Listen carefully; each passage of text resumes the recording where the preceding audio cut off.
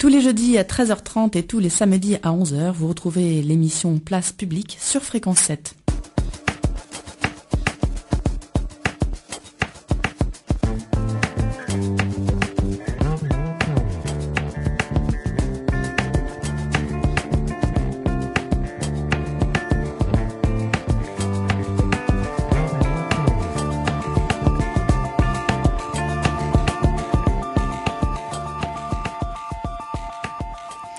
Bienvenue dans cette émission qui sera consacrée à un nouveau type de co. Après la colocation, le covoiturage, voici le coworking ou le bureau coopératif. Et à Saint-Étienne-de-Boulogne, on aime bien innover. C'est presque naturel qu'une des premières structures de ce type est apparue dans cette commune. L'espace de travail partagé se nomme le Préau. Peut-être parce qu'il se situe dans une ancienne cour d'école. Les invités d'aujourd'hui sont venus nous en parler. Donc dans le studio de Fréquence 7, il y a donc Franck Bruchon qui est maire de Saint-Étienne-de-Boulogne. Bonjour. Bonjour, merci. Il y a Nicolas Dupuis qui est représentant du pays de l'Ardèche méridionale. Bonjour. Et Cédric Ganard qui est un des coworkers du Préau. Bonjour. Bonjour. Donc le Préau est un espace de travail commun, mis à disposition de travailleurs indépendants, comme je l'ai dit tout à l'heure. C'est du coworking. Mais d'abord, comment est né ce projet ? Est-ce qu'il y a eu vraiment un besoin qui s'est créé dans le village ? C'est un projet qui est né justement d'un besoin et non pas d'une idée à blanc, mais bien d'un besoin des utilisateurs qui sont venus, qui ayant identifié ce besoin, ayant identifié l'envie de travailler ensemble, se sont adressés à la commune et sont venus me voir pour envisager ce qu'on pouvait faire ensemble et comment on pouvait avancer avec différentes perspectives. Suite à cette première prise de contact, je me suis rapproché du parc naturel régional des Monts d'Ardèche, de Jean-Philippe Simonet, chargé de mission économie à l'époque, qui a orienté les actuels utilisateurs du Préau vers la notion de coworking, qui était plutôt urbaine au départ, et qu'on a transposé, adapté en milieu rural pour répondre à la demande de ces utilisateurs. Ça existait déjà le coworking. Est-ce que vous étiez déjà au courant ? Non, nous au niveau local, on n'était pas au courant. Moi, j'avais déjà vu des espaces de coworking sur Barcelone, mais j'avoue que j'avais pas fait le lien entre ce que j'avais vu en ville et à l'étranger et la demande qui nous était portée. Et donc le premier travail, ça a été de caler le type de structure et la logique dans laquelle ça allait fonctionner. Mais ce qui nous a grandement aidé, c'est qu'on n'est pas parti, je le redis, d'un local qu'on a aménagé pour y installer quelqu'un, mais qu'on est parti du besoin humain, du besoin ressenti, du besoin réel, et on a travaillé avec les acteurs qui maintenant utilisent le Préau pour l'aménager. D'accord, donc ce sont les travailleurs indépendants qui sont venus vous voir parce qu'ils avaient vraiment besoin d'un espace privé en quelque sorte. Donc ce sont des travailleurs indépendants qui cherchaient à sortir de l'isolement, essentiellement. Oui, ça il faudra leur en parler à eux, mais effectivement ce sont des travailleurs indépendants. Moi, je crois que c'est ce qui nous a intéressés sur ce projet lorsque ces personnes sont venues nous voir, c'est qu'on était sur un projet qui n'était pas classique et qui revisitait un peu la relation au travail et les relations de partenariat autour du travail. Ce sont pas des salariés, donc de ce point de vue-là, je pense que c'est intéressant d'un point de vue au niveau économique, puisque aujourd'hui, globalement, il me semble que la relation de travail salarié étant assez soufflée quand même, quand on voit la situation économique dans laquelle on est, avec une croissance qui est déprimée et qui restera durablement déprimée. Donc on a besoin de réinterroger le lien autour du travail et la relation employeur-salarié qui est pas intangible, et ça participe de cette interrogation-là d'une part, et d'autre part, ce qui nous est apparu intéressant, c'était de pouvoir aussi revisiter, réinterroger les relations entre travailleurs indépendants. Et de voir je ne sais combien d'artisans, je ne sais combien de professions libérales travailler dans leur coin de manière isolée avec leur propre structure, leur propre comptable individuel, leurs propres locaux, leur isolement avec le préau. On rompait avec cette logique et on rentrait dans une démarche beaucoup plus collective. Et on voit très bien d'ailleurs que parmi les travailleurs indépendants qui sont au préau, qui sont domiciliés au préau, il y en a plusieurs qui sont dans d'autres démarches collectives en termes purement professionnels, puisque ce sont des travailleurs qui sont en portage salarial auprès de Pollenscope. Donc il y a toute une logique qui me semble cohérente, qui se développe autour de cet espace sur d'autres manières de travailler, une autre relation au travail, une autre relation entre travailleurs. Et c'est ce qui nous a paru intéressant. En plus de maintenir une activité, de développer une activité sur une commune. Mais c'était pas n'importe quelle activité. Oui. Et Cédric, donc tu fais partie de ces coworkers. Qu'est-ce qui s'est passé? Vous vous êtes retrouvés un jour au bar du village? C'est à force d'en discuter effectivement à l'auberge du village. On se posait tous un peu des problématiques. Alors il y avait plusieurs types. Il y en avait certains comme moi qui bossaient déjà depuis un certain temps chez soi. Moi ça faisait quand même 12 ou 13 ans. Et il y en a d'autres qui voulaient créer une entreprise, une activité. Comme Alice, mais qui n'osait pas parce que justement travailler à la maison ça posait un problème pour elle, etc. Donc on se posait ces questions et on s'est dit à un moment, tiens, on ferait peut-être un essai de juste ramener nos ordinateurs avec des bureaux dans un lieu. Au début on a même pensé à l'étage de l'auberge, mais ça posait des problèmes au niveau je sais plus, assurance, il y avait des choses qui n'étaient pas possibles. Et c'est là qu'on a discuté avec Franck et c'est de là que c'est parti, quoi. Mais c'est à force d'en discuter, effectivement, de se rencontrer sur le village, on s'est dit il y en a marre de moi j'en avais vraiment ça faisait longtemps que je le faisais et c'était difficile. C'était devenu difficile. Ce que je voulais savoir aussi, c'est qu'on a parlé de sortir de l'isolement, mais aussi ça vous a permis aussi de mutualiser certains moyens matériels. Oui, alors on n'est pas parti tout de suite sur des histoires de gros matériel, tout ce qui est informatique, etc. En fait, ce que ça mutualise, c'est le lieu. Donc le loyer, du coup ça partage pas mal. Tout ce qui est téléphonie, internet, réseau. L'assurance du lieu, qu'est-ce qu'il y a d'autre, tout ce qui est les fluides, l'électricité, on avait déjà fait le calcul avant de savoir combien ça nous coûterait en ayant déjà une estimation du loyer plus ou moins. Et en fait après on a fait une première réunion après 6 mois d'utilisation et en fait on est tombé pratiquement sur la bonne somme, c'est-à-dire ce qu'on avait estimé. On avait juste un petit peu plus d'argent, c'est pour ça qu'on fait une exposition. Voilà. Et est-ce que entre vous, vous avez certains échanges, même si vous n'avez pas le même style de travail, tout à fait. Et qui fait évoluer ou arranger ou je sais pas votre travail personnel? Déjà de pouvoir montrer ce qu'on fait à quelqu'un à proximité, c'est déjà beaucoup. C'est-à-dire que quand on travaille par exemple sur une page blanche, quand on a une page blanche devant soi, pouvoir discuter des éléments avec quelqu'un d'autre qui va donner son avis, etc. Même si c'est pas du tout le même métier, déjà ça aide beaucoup. Et après c'est vrai qu'il y a des projets qu'on fait ensemble aussi. On arrive à travailler ensemble sur certaines choses, quoi. Voilà. Même si on a des métiers différents, mais il y a la vidéo, il y a des choses qui peuvent être compatibles, vidéo, photo, internet, voilà. Et donc actuellement, vous êtes combien? On est 6 en tout, à l'origine du projet. On est 4 permanents, donc la différence entre les permanents et les non permanents, c'est que les permanents laissent leurs affaires tout le temps au préau. Voilà. Et les autres, ils viennent quand ils veulent travailler avec leur ordinateur de temps en temps.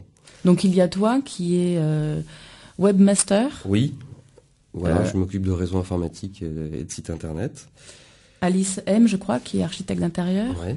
Il y a Sylvain Lyon qui fait partie, qui est salarié de l'association Résonance. Il y a Ségolène Lardot, médiatrice artistique et art thérapeute. Il y a Laura Colombe, monteuse vidéo et projectionniste.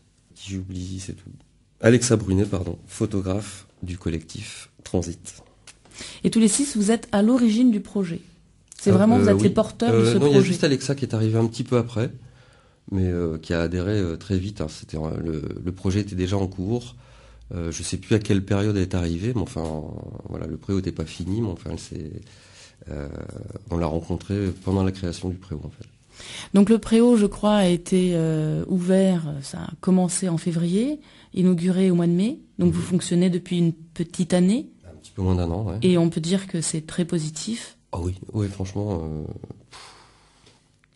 c'est difficile de trouver des côtés négatifs en fait. Si, la cafetière est rendue là, mais il y a une semaine. Non, au niveau du travail, franchement, non, il n'y a pas de...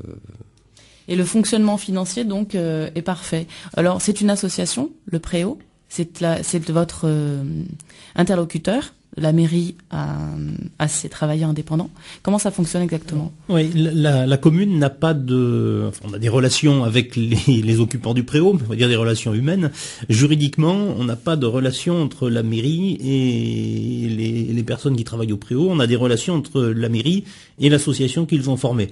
Donc notre interlocuteur, c'est l'association qui assure, à qui on loue, donc qui on met à disposition moyennant un loyer les locaux, qui les loue, qui assure tout ce qu'il y a à assurer au niveau des locaux et qui est notre interlocuteur. Donc derrière l'association, au sein de l'association, les travailleurs présents les membres de l'association peuvent évoluer, peuvent changer. Nous, on a toujours un interlocuteur unique, régulier et stable, qui est l'association. D'accord. Donc cette structure a plu au pays de l'Ardèche méridionale, il me semble. Et donc Nicolas Dupuis, vous êtes ici pour en parler. Quelle est l'implication exacte du pays de l'Ardèche méridionale dans ce projet? Alors on a été sollicité à l'origine par la mairie pour intervenir dans le financement du projet, donc au niveau de l'aménagement de l'immobilier. Mais ce qui nous a intéressé, effectivement, c'est ce que disaient à la fois Franck et Cédric, c'est la façon dont ce projet s'est construit. En fait, il est parti des usagers qui ont fait remonter un besoin auprès de la collectivité et la collectivité a suivi. Et donc, ce qui nous a particulièrement intéressé, c'est de voir dans quelle mesure ce schéma pouvait être reproduit sur d'autres points du territoire. Et on s'est dit que peut-être il y avait quelque part ailleurs en Ardèche méridionale d'autres personnes qui étaient des travailleurs solos, quel que soit leur statut d'ailleurs, qu'ils soient salariés d'associations, travailleurs indépendants, profession libérale, peu importe, mais qui étaient tous dans leur coin et qui peut-être pouvaient, si on facilitait les démarches, avoir envie de se regrouper dans d'autres espaces de coworking sur le territoire de l'Ardèche méridionale. Et donc vous avez fait une sorte d'appel à projet? Alors on a mis en place effectivement un dispositif qu'on a appelé la tram. L'idée de la tram, c'est, si on prend l'acronyme, c'est travailler en réseau en Ardèche méridionale. Mais donc l'idée de la tram, c'est de voir si on pouvait repérer, identifier sur le territoire d'autres travailleurs indépendants qui pouvaient être intéressés par le coworking. C'est ce qu'on a fait, donc on a commencé au mois de mai à communiquer sur cette notion de coworking. Et aujourd'hui, on a identifié une petite vingtaine de personnes qui sont intéressées par ce concept. Et donc l'objectif, c'est de les faire se rencontrer, de voir s'il y a affinité plus, et si c'est le cas, de les accompagner auprès de collectivités pour aménager des locaux professionnels. Oui, là, dans ce cas-là, dans le cas de Saint-Étienne-de-Boulogne, c'était un groupe de copains qui se connaissaient déjà et qui avaient envie de travailler ensemble, de mettre en commun du matériel ou sortir de l'isolement, donc. Mais là, c'est à l'envers. Est-ce que... Alors nous, on va pas fonctionner à l'envers, c'est-à-dire que si on va partir des usagers, c'est-à-dire qu'on va identifier les usagers, et une fois que les usagers seront identifiés, on se tournera vers les collectivités pour aménager les locaux. Donc on est des facilitateurs, hein. Essentiellement c'est notre position. On modifie les schémas qu'on trouvait habituellement, où on avait des collectivités qui investissaient dans les locaux et qui ensuite se préoccupaient de les remplir. Et là, on est tout à fait dans une démarche inversée. L'objectif, c'est bien à la fois d'assurer les usagers de pouvoir avoir un cadre de travail qui corresponde à leurs besoins, parce que ce qui était aussi intéressant dans le Préau, c'est qu'ils ont conçu leur espace de travail, et à la fois rassurer la collectivité qui aura la certitude qu'il y aura, une fois qu'elle aura réalisé son investissement, qu'il y aura des usagers.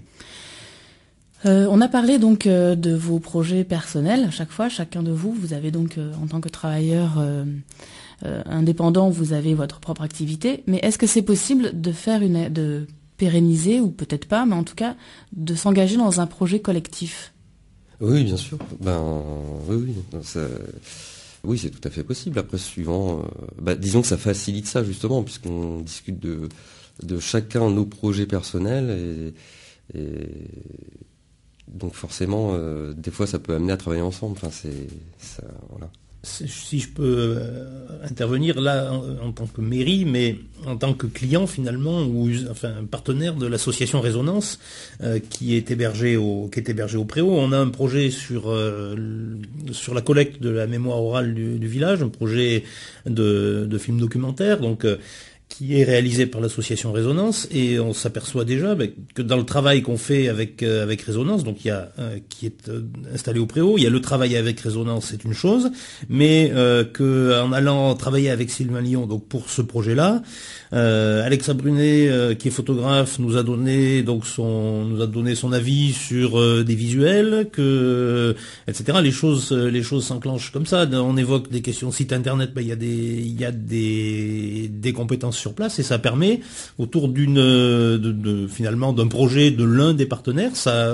Moi je l'ai vu concrètement, ça permet d'agréger d'autres occupants du Préau qui sont pas sollicités initialement parce que c'est pas leur travail, c'est pas le travail qui leur a été confié, mais ça permet déjà sur un projet comme une association comme Résonance peut en traiter beaucoup d'autres, sur un projet pour un client, ça permet d'agréger d'autres compétences qui sont sur place. En tant que client, je dirais, de Résonance, je l'ai vu ça, c'est très intéressant de pouvoir se tourner, d'avoir derrière un photographe ou l'informaticien qui va dire non mais il faut pas faire comme ça, on va plutôt travailler comme ça, et on te conseille plutôt de voir de telle et telle manière. On se serait adressé donc à quelqu'un qui aurait été dans ses propres locaux tout seul. On leur dit ça il faut que je vois avec un tel. On a finalement il y a un pool sur place qui permet de travailler ensemble. Très bien, mais si on a fait le tour, est-ce que j'ai oublié quelque chose? Ouais, moi je voudrais rajouter que ça induit un autre état d'esprit. Demain soir, il y a le vernissage d'une exposition qui est au Préau et à l'auberge communale, une exposition de photographie de Vanessa Chambard, et je trouve intéressant que cette exposition, donc elle est initiée, organisée et gérée de A jusqu'à Z par l'association du Préau et par les occupants des locaux. Et c'est intéressant de voir que ça enclenche au niveau de leur collectif et au niveau du village une autre dynamique, une dynamique strictement professionnelle. Ils sont regroupés là pour travailler, mais finalement ils font plus que travailler. J'ai pas d'exemple en tout cas sur le secteur, il y en a peut-être ailleurs, mais moi il m'en vient pas à l'esprit d'avoir des entreprises qui à un moment donné se regroupent et organisent une exposition dans un village. On voit déjà que ça fonctionne complètement dans un autre état d'esprit qu'une affaire strictement individuelle où chacun travaille dans son coin. Ça fait naître autre chose au niveau du village. Et ça, c'est aussi une composante qui est très intéressante. Ça renvoie à ce que je disais sur l'évolution dans les manières de travailler ensemble et d'aborder la relation entre l'entreprise et la société. Entre l'économie et la société en général même. Oui, c'est ce qui nous intéresse, nous aussi particulièrement au niveau du pays, c'est de pouvoir développer et maintenir de l'activité économique en d'autres points du territoire. Et simplement pour faire un peu une liste à l'après-vert des gens qu'on a identifiés sur le territoire et qui sont intéressés par ce type de démarche. Ils sont coachs, créateurs de sites web, consultants, travailleurs dans le domaine du marketing, sophrologues, photographes, architectes, programmateurs de sites web, personnes travaillant dans le domaine de la culture, artisans d'art, architectes d'intérieur, donc tu l'as dit, monteuses vidéo, webmaster, etc.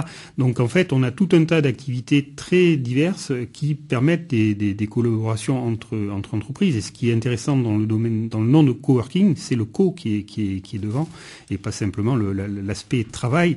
Et tu as fait allusion à la machine à café, mais il y a effectivement un cadre convivial qui est recherché aussi dans ce mode de travail.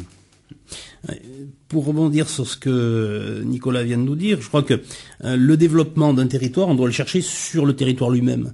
On peut toujours chercher un investisseur providentiel qui viendra avec un projet créant je ne sais combien d'emplois sur un territoire. On peut le chercher longtemps, on n'est pas du tout assuré de le trouver, on n'est pas du tout assuré que ça soit durable. Et il me semble que pour développer un territoire comme le nôtre, on a tout intérêt à d'abord s'intéresser à ce qui se fait chez nous, souvent à une petite échelle, et à le faire fructifier avant de vouloir aménager je ne sais quelle grande zone industrielle ou artisanale, et ensuite chercher quelqu'un à y mettre dessus, ou donc chercher un investisseur qui aura un grand projet touristique ou je ne sais quoi, et à négliger en contrepartie ce qui existe déjà sur le territoire, qui représente une activité présente, qui est une activité qui est souvent non délocalisable, qui n'est pas une activité concurrentielle avec Taïwan ou je ne sais où, donc une activité qui risque pas de nous échapper, je dirais, au profit d'autres territoires. C'est tourner le dos à la notion de concurrence entre les territoires dont on nous a rebattu les oreilles ces dernières années, et au contraire, c'est de se dire qu'on a nos propres ressources et qu'on va les faire fructifier pour nous-mêmes, chez nous. Je voulais dire donc j'invite tout le monde à venir vendredi 28 à partir de 18h30 à l'exposition photographique de Vanessa Chambard. Comme ça vous permettra de découvrir aussi les locaux du Préau. D'accord. Est-ce que je peux lancer aussi une invitation, puisque Cédric en a profité, je vais en profiter. Si vous êtes intéressé par le coworking, quelle que soit votre activité professionnelle, vous pouvez venir échanger, partager autour du coworking. On fait une petite soirée mardi 16 décembre de 17h à 19h dans les locaux de la pépinière d'entreprise à La Chapelle-sous-Aubenas. Vous pouvez vous inscrire sur le site latram07.fr et vous serez tous les bienvenus, quelle que soit votre activité. Eh bien, j'ai plus qu'à vous remercier d'être venus tous les trois dans les studios de Fréquence 7. Merci. Merci pour tout. L'émission Place Publique est terminée. Merci à tous et au revoir.